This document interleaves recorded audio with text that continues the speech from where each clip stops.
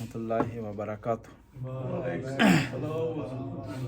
بسم اللہ الرحمن الرحیم۔ رب اشرح لی صدری ویسر لی امری واحلل عقدۃ من لسانی یفقہوا قولی رب ادخلنی مدخل صدق واخرجنی مخرج صدق واجعلنی من لدنک سلطانا نصیر۔ جیسے کہ آپ کے علم میں ہے، پہلے خطبے میں ہم تقوی الہی سے متعلق بات چیت کرتے ہیں اور احادیث اور قرآن کی روشنی میں بعض مطالب بیان کرتے ہیں۔ تو آج پیغمبر کی ایک حدیث کا انتخاب کیا ہے۔ پیغمبر ارشاد فرماتے ہیں الا اخبرکم اشبہکم بی، کہ میں تمہیں بتاتا ہوں کہ کون سا آدمی مجھ سے شباہت رکھتا ہے، مجھ سے ملتا جلتا ہے۔ یعنی دیکھیں کہ بعض ہستیاں پیغمبر سے ان کی صورت مبارک ملتی تھی، چہرہ ملتا تھا۔ بی بی فاطمہ الزہرا سلام اللہ علیہ جب جو ہے وہ چلتی تھیں تو ایسے محسوس ہوتا تھا جیسے نبی آ گئے۔ یعنی وہ کتاب ہے مصنف عبد الرزاق، اس میں جب بی بی خطبہ دینے کے لیے گئی ہیں مسجد میں تو وہ لکھتا ہے مشیوہا کمش رسول اللہ، اس طرح چلی جس طرح رسول اللہ چل رہے تھے۔ اسی طرح بعض ہستیاں کی صورت مبارک پیغمبر سے ملتی تھی، اور انہی ہستیوں میں سے سب سے زیادہ اس کی صورت اور شکل مبارک ملتی تھی پیغمبر سے، وہ شہزادہ علی اکبر تھے۔ امام حسین نے اپنے نانا کو جب کھویا ہے جب نانا کا وصال ہوا ہے تو امام کی عمر 7 سال تھی۔ آپ کے ذہن میں اپنے نانا کے چہرہ مبارک کے نقائش تھے، صورت مبارک تھی، اور ہمیشہ یاد کرتے تھے آپ نانا کو۔ جب خدا نے بیٹا دیا علی اکبر جیسا تو فوراً امام کی آنکھیں پڑیں اور نظر پڑی امام کی، تو امام نے کہا یہ میرے نانا کی شبیہ ہے۔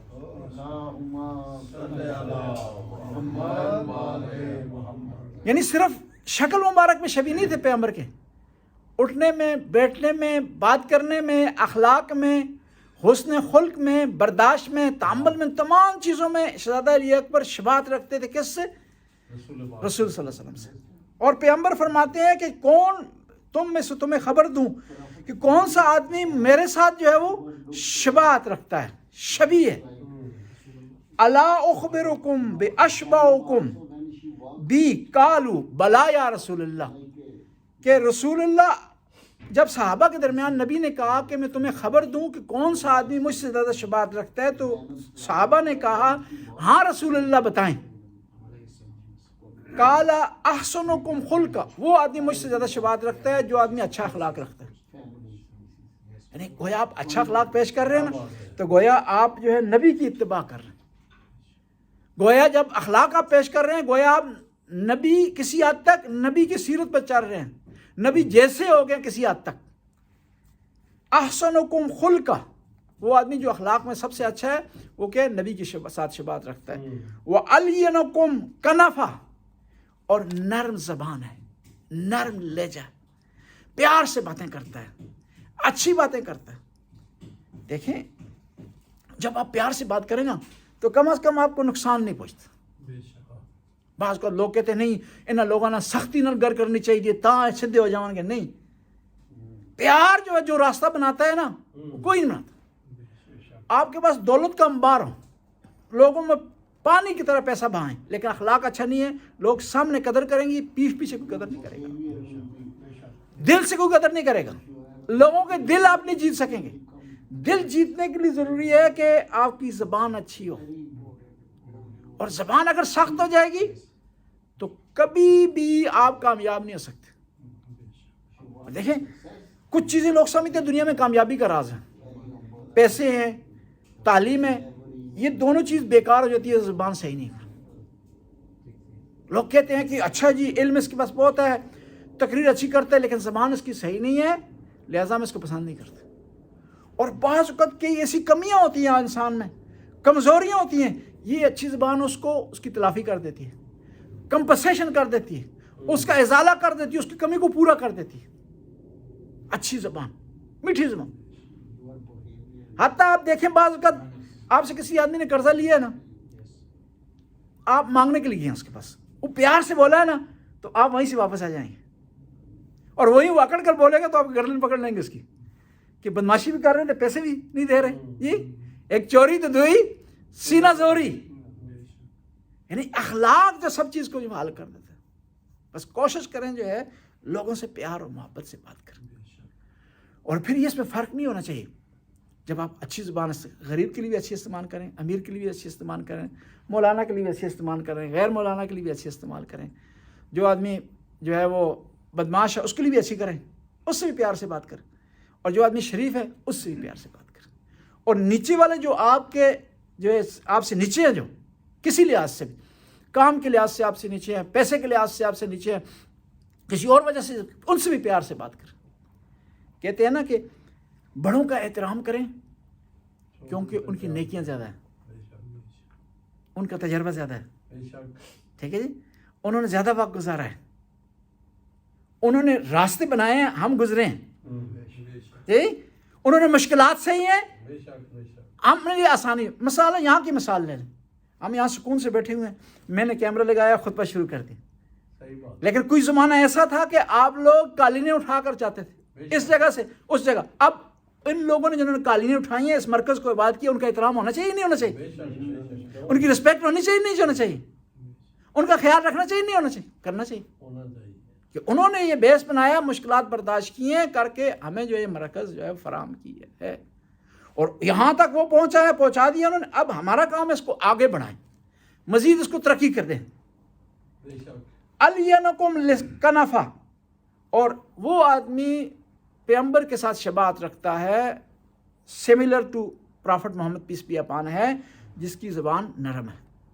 حتیٰ فرعون کے دربار میں موسیٰ کو خدا نے بھیجا تو کہا کہ نرم زبان میں بات کرنی ہے. حالانکہ فرعون ہے جی, اس سے تو سختی سے بات ہونی چاہیے, لیکن خدا موسیٰ کو بھی کہہ رہا ہے کہ کیا ہے, قولوا لہ قولا لینا, کہ موسیٰ اور ہارون تم دونوں جا رہے ہو تو تم نے پیار سے بات کرنی. اور پھر خدا سے موسیٰ نے درخواست کی کہ خدایا میرے بھائی کو میرے ساتھ بھیج, میری زبان میں لکنت ہے, ممکن ہے میں کچھ اور کہوں, میرا کوئی اور مطلب ہو, ان کا کوئی اور مطلب. اور بعض کو ہوتا ہے ایسا کہ آپ کا مقصد نہیں ہوتا, کیونکہ آپ دوسری زبان سے آپ نے زبان سیکھی ہے, اگلا کوئی اور مطلب سمجھ بیٹھتا ہے. آپ نارمل بات کر رہے ہوتے ہیں, اگلا توہین آپ نہیں سمجھتے, کیونکہ آپ کیا ہے, زبان تو آپ نے سیکھ لی ہوتی ہے, لیکن پورے آداب آپ کو نہیں آئے ہوتے, پوری آپ کو ثقافت نہیں آتی سامنے والے آدمی کی, تو آپ بعض اوقات صحیح بات کر رہے تھے, وہ غلط سمجھ رہا ہوتا. لہٰذا کہتے ہیں کہ کوشش کریں احتیاط سے الفاظ کا بھی چناؤ کریں, احتیاط سے لہجے کا چناؤ کریں, اور احتیاط سے چہرے کا جو بناوٹ کا بھی جو ہے چناؤ کریں, کہ چہرہ آپ کا بولتے وقت کیسا ہونا چاہیے. بعض اوقات سخت ترین بات مسکرا کر کریں, حل ہو جاتا ہے مسئلہ. سخت ترین بات کریں گے, مسکرا کر کریں گے, مسئلہ حل ہو جائے. بعض اوقات نرم ترین بات, نارمل بات غصے میں کریں گے نا, غصے چہرہ پر تیور چڑھا کر کے, تو اگلا غلط مطلب سمجھے. یہ ساری چیزوں کا خیال رکھیں گے تو تب جو ہے معاملہ آپ کا جو ہے وہ آگے بڑھے گا. پھر عرض کرتا ہوں کہ پیاری زبان استعمال کرنے میں کم از کم نقصان کوئی نہیں کہیں, یہ گارنٹی. اور ہمارے پیغمبر نے جو لوگوں کے دل جیتے ہیں پیار و محبت سے, اخلاق سے. مکہ فتح ہوئی تو صحابہ کرام نے کہا کہ آج انتقام کا دن ہے. صحابہ کرام نے سب نے کہا آج انتقام کا دن ہے, کہ انہوں نے ہمیں وطن سے نکالا, ہمارا مال ہم سے چھینا, ہمارے بچے انہوں نے شہید کر دیے, ہم پر انہوں نے حملہ کیا, بڑے بڑے لوگ شہید ہوئے جنگ بدر میں, جنگ احد. تو پیغمبر نے فرمایا کہ اليوم المرحمہ, آج رحمت کا دن ہے. لا تثریب علیکم اليوم, کہ آج کے دن کسی سے انتقام نہیں لیا جائے گا. حالانکہ کنٹرول حاصل کرنے کے باوجود,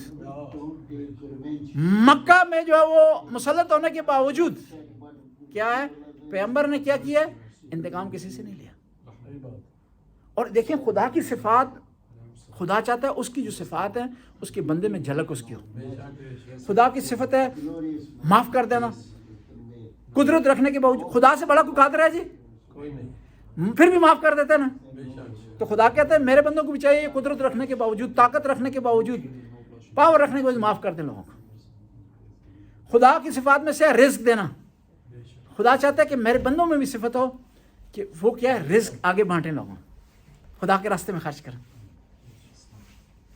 خدا کی صفت میں سے ایک علم رکھنا، تو کہتے ہیں میرے بندوں کو بھی چاہیے کہ علم حاصل کریں. ہاں اس کمال تک نہیں پہنچ سکتے جس کمال پر اللہ تعالیٰ کی ذات جو فائز ہے، وہ کسی کے پاس نہیں، وہ آئمہ کے پاس نہیں. جس کمال پر جو ہے فائز ہے اللہ پاک کی ذات صفات میں اپنے. اور پس خداوند تعالیٰ ہمیں حکم دے رہا ہے وہ قادر ہونے کے باوجود علی کل شیء قدیر کہ ہم نرم زبان استعمال کریں تو مسائل تب حل ہوں گے. تو ہمیں جو ہے وہ چاہیے کہ خداوند تعالیٰ کے پیغمبر کے قول کو مانتے ہوئے ہمیشہ نرم زبان اختیار کرنی چاہیے. اور ہمیشہ دیکھیں نا، بعض اوقات لوگ آپ کو اکساتے ہیں سخت زبان استعمال کرنا، انسان کو ہوشیار رہنا چاہیے. اور بعض اوقات انسان کو بعد میں پتہ چلتا ہے کہ اس آدمی نے مجھے خواہ مخواہ غصہ دلا دیے. اور یہ بھی یاد رکھیں نارمل حالات میں نا، جب انسان ٹھیک ٹھاک ہو، خوش خشحال ہو، صحت مند ہو، اس کے کھانے پینے میں کمی نہ ہو، گاڑی سواری کی کمی نہ ہو، گھر بھی اس کو ملا ہو، تو وہ آدمی تو جو ہے خوش اخلاق ہی ہوگا نا. لیکن کمال اس میں ہے کہ آپ برے حالات میں بھی ہوں پھر بھی خوش اخلاق ہو. ورنہ دیکھیں کہ امیر آدمی کے سامنے جس سے آپ نے کوئی مال لینا ہے، ادھار لینا ہے، قرض الحسنہ آپ نے لینا ہے، کوئی چیز اس سے لینی، اس سے تو ہر کوئی خوش اخلاقی سے پیش آئے گا. مزہ تو یہ ہے کہ ایک آدمی غریب ہے، مسکین، اس نے آپ سے قرضہ لیا ہے، آپ اس سے بھی پیار سے ڈیل کریں، اس سے بھی محبت سے ڈیل کریں. دیکھیں آپ اگر کسی غریب کو پیسے دیتے ہیں اور ساتھ پیار بھی کرتے ہیں، ثواب بھی آپ کا ڈبل ہو جائے گا اور اس غریب کے دل میں آپ کے لیے جگہ بھی بن جائے گی. لیکن اسی غریب کو آپ غصے کی حالت میں پیسے دیتے ہیں، تکبر کی حالت میں پیسے دیتے ہیں، جتلاتے رہتے ہیں بار بار، وہ اس کا ثواب بھی آپ کو حاصل نہیں ہوگا اور غریب کے دل میں جگہ بھی نہیں بنا سکیں گے.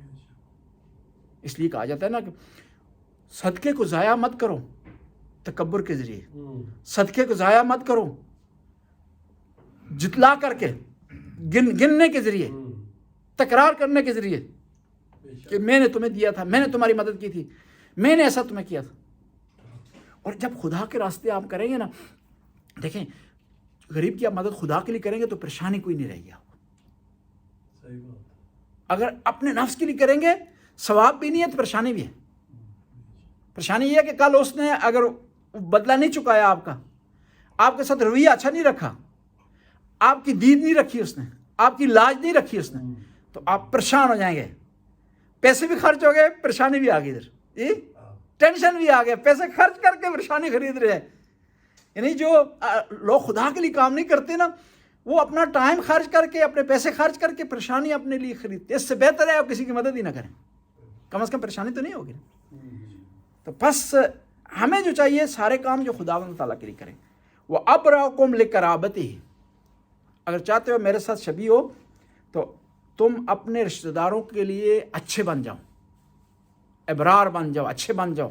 ابراکم لقرابتی، اپنے رشتہ داروں، وہ آدمی مجھ سے زیادہ شباہت رکھتا ہے، پیغمبر ارشاد فرماتے ہیں کہ جو اپنے رشتہ داروں کے ساتھ کیا ہے، اچھا سلوک کرتا ہے. سب سے اچھا سلوک کرنا چاہیے اور رشتہ داروں کا زیادہ حق ہے. رشتہ داروں کا بہت بڑا حق ہے انسان پر. ان سے ملاقات کے لیے جائے، وہ اگر غریب ان کی مدد کرے، ان کی احوال پرسی کرے، ان کو اچھا مشورہ دے، ان کو مشکل سے نکالے. اگر یہ حقوق ادا نہیں کر رہا تو انسان کیا ہے، گناہگار ہو سکتا ہو. کیا ہے، ابراکم لقرابتی، اپنے رشتہ داروں کے لیے وہ کیا ہے، اچھا ہے. واشدکم حبا لاخوانہ فی الدین، اور پیغمبر فرماتے ہیں مجھ سے زیادہ وہ شباہت رکھتا ہے وہ آدمی کہ جو اپنے دینی بھائیوں سے محبت کرتا ہے. کیا بات ہے، دینی بھائیوں سے محبت کرتا. دین ایک ایسا نور ہے نا، آپ اس کسی آدمی سے محبت نہیں کر رہے، گویا اس نور سے محبت کر رہے. اور نور سے جو محبت ہوتی ہے، خاص طور پر آل بیت کا نور، جو آل بیت کی محبت یا ولایت کا نور کسی کے سینے میں، اس سے اگر محبت آپ کر رہے ہیں تو یہ تو زوال نہیں ہے، یہ ختم ہونے والا نہیں ہے. یہ کیا ہے، ابدی ہے، ہمیشہ کے لیے.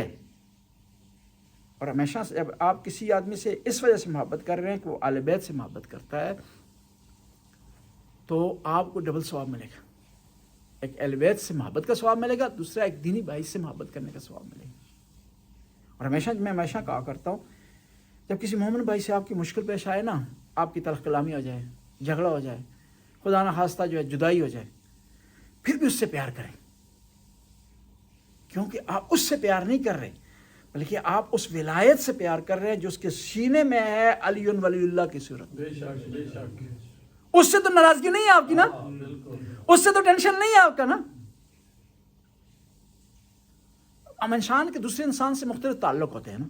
دیکھیں، کوئی آدمی آپ کا ہم پیشہ ہے، اس کا تعلق آپ کا کلیگ ہونے کا ہوا، کوئی آپ کے ہمسائے میں آپ کا تعلق اس کا ہمسایہ ہونے کا، کوئی آدمی جو ہے وہ آپ کا ہم زبان ہے، ہم لہجہ ہے، دیالک ملتا ہے، اس کی وجہ سے تعلق آپ کے ساتھ ہو گیا۔ لیکن جو سب سے گہرا تعلق ہے وہ اہل بیت کی محبت کا تعلق ہے، اہل بیت کی محبت کا تعلق، اور یہ پائیدار تعلق ہے۔ یہ ایسا تعلق، دنیاوی تعلق مرنے کے بعد ختم ہو جاتے ہیں، یہ رہتا ہے جی۔ ایک آدمی فوت ہو جاتا ہے تو آپ کہتے ہیں کہ ہمارا ہمسایہ تھا، یہ نہیں کہتے ہمسایہ۔ ہاں، قبریں کٹھی ہوں تو پھر کہہ سکتے ہیں جی ہمسایہ وہاں پر، جی کہ قبرستان میں کٹھے ہیں، لیکن جب تک زندہ ہے تو آپ کہتے ہیں وہ ہمسایہ ہے، میرا کلیگ تھا، ختم ہو گیا۔ لیکن یہ جو اہل بیت علیہ السلام کی محبت کی بنیاد پر رشتہ ہے، یہ رشتہ ختم ہونے والا نہیں ہے۔ یہ رشتہ یہاں بھی رہے گا، آخرت میں بھی رہے گا، رشتہ یہاں بھی رہے گا، قبر میں بھی رہے گا، کیونکہ یہ نور ہے اہل بیت کی محبت کا، یہ ختم نہیں ہوتا۔ انسان مر جائے لیکن یہ ختم نہیں ہوتا، انسان کے اندر باقی رہتا، بشرطے کہ صحیح معنوں میں انسان اس کو فالو کرے۔ وَأَخْبِرُكُمْ عَلَى الْحَقِّ أَصْبِرُكُمْ عَلَى الْحَقِّ، اور تم میں سے وہ آدمی میرے نزدیک ہے جو زیادہ صبر کرنے والا ہے حق پر، حق کی خاطر صبر کرتا ہے، حق کی خاطر ڈٹ جاتا ہے، حق کی خاطر پریشانیاں مول لے لیتا ہے۔ وہ کیا ہے؟ پیغمبر فرماتے ہیں کہ وہ میرے ساتھ شباہت رکھتا ہے، میرے ساتھ سملر ہے، وہ مجھے فالو کر رہا ہے، وہ میرا پیروکار ہے۔ وَأَقْزَمُكُمْ لِلْغَيْظِ، اور وہ آدمی میرے ساتھ شباہت رکھتا ہے جو غصے پر کنٹرول کرتا ہے۔ غصہ اس سے پہلے کہ غصے کے اسباب فراہم ہو، انسان کو چاہیے کہ اپنے آپ کو کنٹرول میں رکھے۔ اسلام کہتا ہے نا، گناہ سے پہلے آپ گناہ سے بچ جائیں۔ قانون کہتا ہے اس کو کرنے دیں، کرے گا تو ہم پکڑیں گے۔ اسلام کہتا ہے وہ کرے ہی نہ۔ دیکھیں نا، ایک جگہ پر مرد عورت کا بیٹھنا حرام نہیں ہے، لیکن آپ کو شبہ ہو کہ گناہ میں آپ مبتلا ہو جائیں گے تو حکم یہ ہے کہ آپ وہاں سے اٹھ کے چلے جائیں۔ اسلام کہتا ہے نہیں، گناہ نہ ہو اس سے پہلے آپ گناہ سے دوری اختیار کریں۔ قانون یہ کہتا ہے کہ جب تک ریپ نہیں ہوگا ہم اسے سزا نہیں دیں گے۔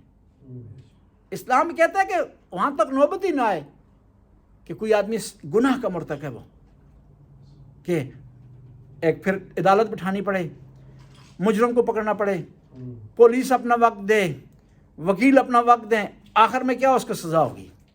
اسلام کہتا ہے کہ ان چیزوں تک نوبت نہ آئے اس سے پہلے ہی وہ آدمی جو گناہ سے بچ جائے۔ اور فرماتے ہیں وہ احسنکم عفوا، اور تم میں سے سب سے میرے نزدیک مجھ سے زیادہ شباہت رکھنے والا آدمی وہ آدمی ہے جو احسنکم عفوا، جو آدمی معاف کرنے والا ہے۔ معاف کرنا خوشحالی کی بنیاد ہے۔ معاف کر دیں اور معافی مانگ لیں، یہ دو کام آپ کرنا اگر جانتے ہیں نا تو آپ کو دنیا میں ٹینشن ہی کوئی نہیں، پریشانی ہی کوئی نہیں۔ اور ہمیشہ طلاقیں اکثر اس بنیاد پر ہوتی ہیں، یا آپ معاف کرنا نہیں جانتے یا معافی مانگنا نہیں جانتے۔ اور دیکھیں، دو افراد نے غلطی کی ہے، شیطان نے غلطی کی، گناہ کیا، اور حضرت آدم سے ترک اولو غلطی ہوئی، ترک اولو، لیکن دونوں میں فرق ہے، ایک نے معافی مانگ لی ہے، ایک نے نہیں مانگی۔ اور ہم کس کی اولاد ہیں؟ جس نے معافی مانگی ہے، صحیح؟ بس معافی مانگنا نا، اس میں قباحت نہیں ہے۔ کہتے ہیں کہ قیامت کے دن ایک آدمی جاؤ جلال کے ساتھ محشر کے میدان میں داخل ہوگا، اس کی شان و شوکت، اس کی جاؤ جلال، اس کی پرسنالٹی سے لوگ تعجب کریں گے یہ کون ہے۔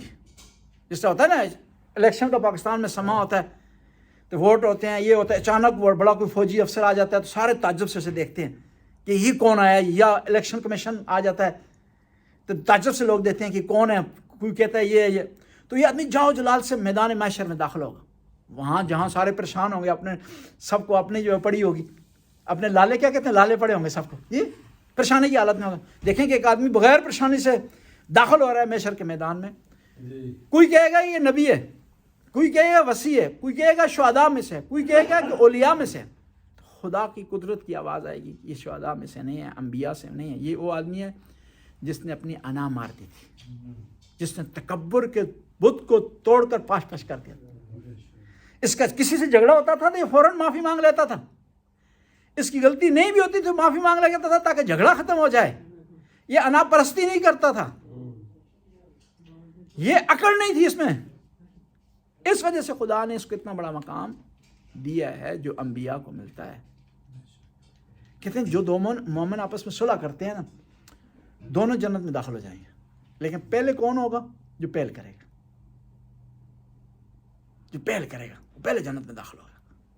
اور یہاں ہم کہتے ہیں کہ نہیں، میں نے پہل نہیں کرنی چاہیے، اور بعد میں بھی یہ ہوتا ہے کہ خواہ مخواہ گناہ اکٹھے کر رہے تھے، وہ آپ آیا جی، شرمندہ ہو کر آ گیا جی، وہ پھر بعض کا جانوروں سے تشبیہ دے دیتے ہیں کسی سے، اس کو نہیں، ایسا نہیں ہے۔ وہ عظیم ہے جو آ گیا آپ کے پاس، وہ عظیم ہے جس نے معافی مانگ لی ہے۔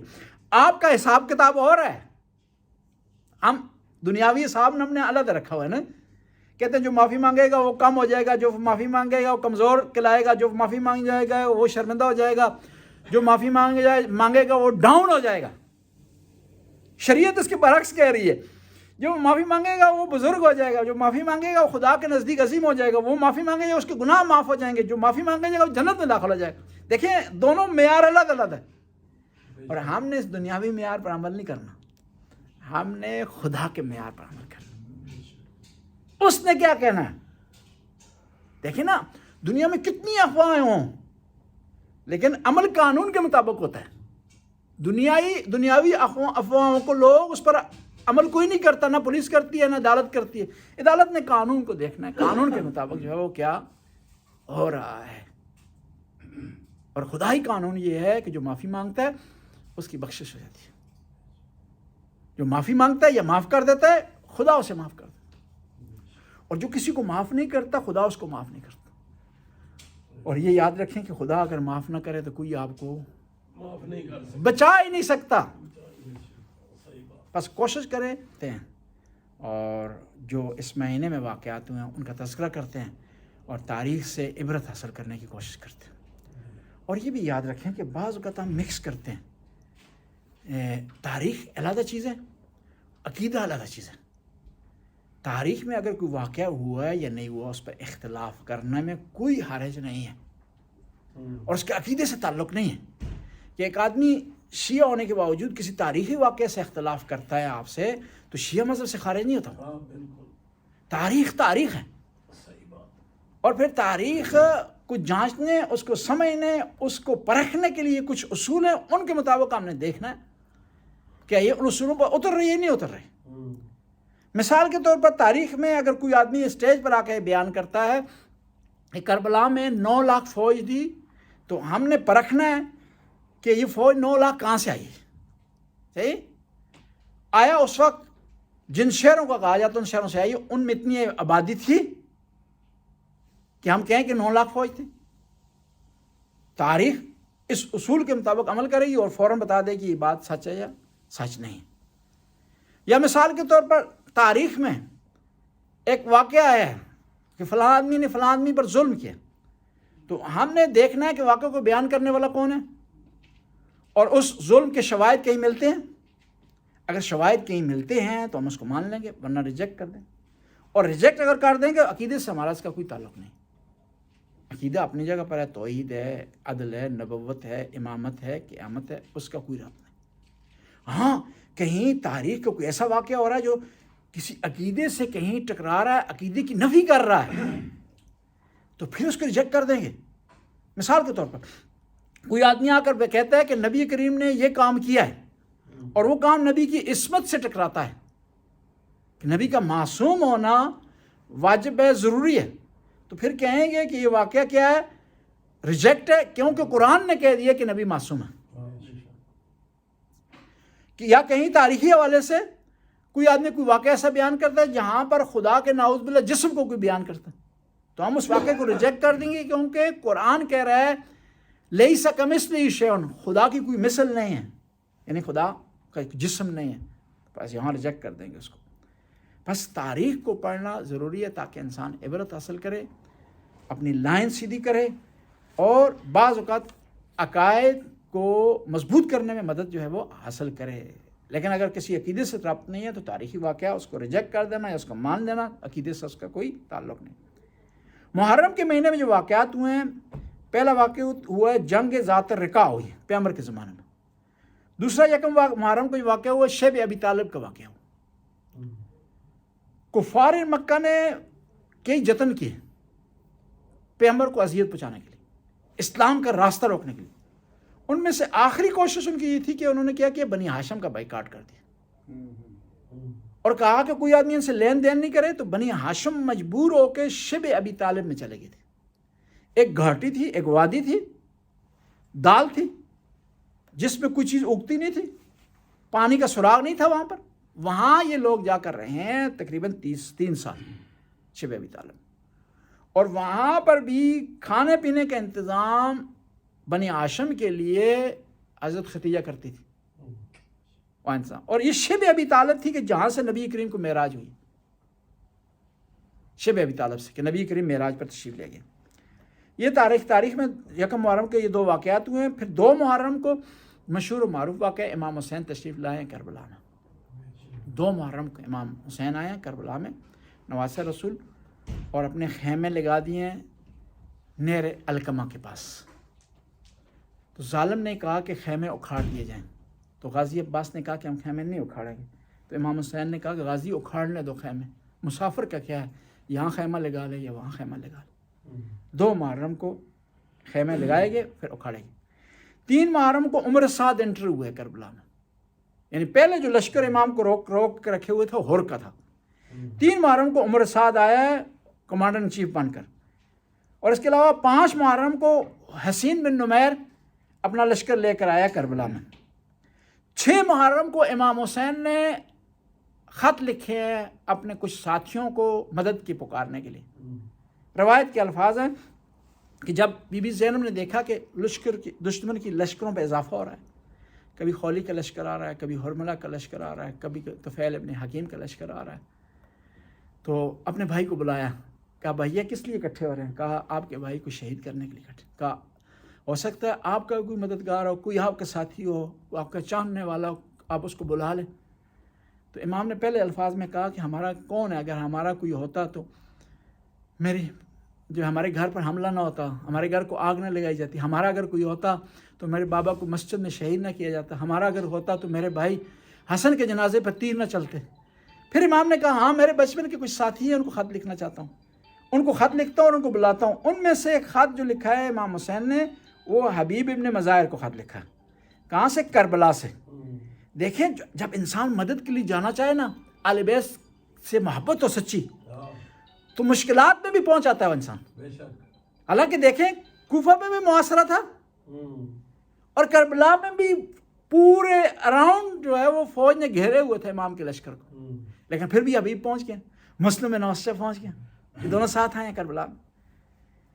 اور اسی طرح 6 محرم کے واقعات میں سے ایک اور واقعہ لکھا جاتا ہے کہ 6 محرم کو 30,000 کا لشکر اکٹھا آیا یزید کی فوج میں اضافے کے لیے، یعنی یہ 6 محرم کو آئے۔ 6 محرم کو یہ آئے اور 7 کو آ کر انہوں نے کیا کیا، 7 محرم کو انہوں نے پانی بند کر دیا نواسہ رسول پر، 7 محرم کو۔ اور بعض روایات کہتی ہیں کہ پانی جو ہے 2 محرم کو بند ہو گیا تھا، 7 محرم کو جو پانی تھا ان کے پاس ختم ہو گیا تھا، بند 2 محرم کو ہوا ہے، جو سٹور کیا ہوا تھا کھاد، کیونکہ جب بھی کہیں رکتے تھے تو مولا امام حسین غازی عباس کو کہتے تھے کہ پانی یہاں سے بھر لیں۔ اور آپ نے تاریخ میں پڑھا ہوئی اور سنا بھی علماء سے کہ جب ہر سے ملاقات ہوئی ہے نا، اس سے پہلے مرحلے میں امام نے کہا تھا کہ آج کچھ مہمان آنے والے ہیں، غازی عباس پانی ایکسٹرا اٹھانا ہے آپ نے، یعنی پانی بند کر دیا تھا انہوں نے 2 محرم سے۔ جب سے خیمے اکھاڑے نا نہر افرات سے یا نہر الکما سے، تو پانی بند ہو گیا تھا۔ 7 محرم تک وہ پانی موجود رہا ہے گزارا چلتا رہا ہے، لیکن 7 محرم میں پانی ختم ہو گیا۔ 9 محرم کے واقعات، ان واقعات میں سے ایک واقعہ یہ ہے کہ 2 مشہور واقعے ہیں، بلکہ 3 واقعات ہیں 9 محرم کے۔ ایک یہ ہے کہ 9 محرم کو شمر امان نامہ لے کر آیا ہے غازی عباس کے لیے کہ آپ کو میں پناہ لے دیتا ہوں، آپ کے لیے میں سرٹیفکیٹ لے آیا ہوں، آپ کے لیے میں گارنٹی لے آیا ہوں، آپ میری طرف آ جائیں۔ غازی عباس نے ریجیکٹ کر دیا اس کو۔ دوسرے 9 محرم کے واقعات میں سے ایک ہے کہ امام کے ایک صحابی ہیں زہیر کین، 9 محرم کو آئے ہیں امام کی خدمت میں، کہنے لگے کہ مولا یہ شمر میرے طاق پہ ہے، میرے نشانے پہ ہے، اگر آپ اجازت دیں تو میں ابھی اس کا کام تمام کرتا ہوں، فتنے کو ختم کرتا ہوں۔ امام نے اجازت نہیں دی کہ میں جنگ میں پہل کرنے والا نہیں ہوں اور پھر دشمن کو دھوکے سے مارنے والا نہیں ہوں۔ اور تیسرا جو واقعہ ہوا 9 محرم کو، وہ دشمن کا حملہ ہے۔ 9 محرم کو دشمن نے حملہ کر دیا تھا اور خیموں تک آ گیا تھا، تو امام نے مہلت مانگی 1 رات کی، بلکہ میں کہا کرتا ہوں کہ مہلت مانگی نہیں بلکہ دشمن کو مہلت دیے، کیونکہ یہ اگر 1 رات نہ ہوتی تو ہر نہ آتا اور 32 افراد دشمن کے نہ آتے۔ 72 شہداء میں 32 افراد کہتے ہیں عاشورہ کے دن آئے ہیں امام حسین کے پاس، یا عاشورہ کی رات کو آئے۔ 32 وہ ہیں، 18 اپنے ہیں امام حسین کے، 50 باقی تقریباً 22 افراد وہ تھے جو کہ مدینے سے چل کر آئے ہیں امام حسین کے ساتھ۔ بس امام جو رات کی جو مہلت مانگ رہے ہیں، اس لیے نہیں کہ جنگ کا پڑلا تبدیل ہو جائے گا، ان کی طاقت میں اضافہ ہو جائے گا، ان کے پاس افراد زیادہ ہو جائیں گے، بلکہ کیا ہے، دشمن کو مہلت دے رہے تھے کہ توبہ کی مہلت رہے، جو توبہ کرنا چاہتا ہے، جنت کی طرف آنا چاہتا ہے، جوانان جنت کے سردار کی طرف آنا چاہتا ہے، وہ آ سکے، وہ کل گلہ نہ کرے کہ نواسہ رسول نے ہمیں مہلت نہیں دی۔ 11 محرم کے جو واقعات ہیں ان میں سے جو عام واقعہ ہے اسرا کا روانہ ہونا ہے کربلا سے کوفہ کی طرف، یہ بہت دردناک واقعہ ہے اور آپ نے سنا ہے علماء سے جو ہے مصائب میں مجالس میں، تو انشاءاللہ کوئی فرصت ہوئی تو اگلے جمعہ میں اس پر تفصیل سے ہم بحث کریں گے۔ صلوات پڑھ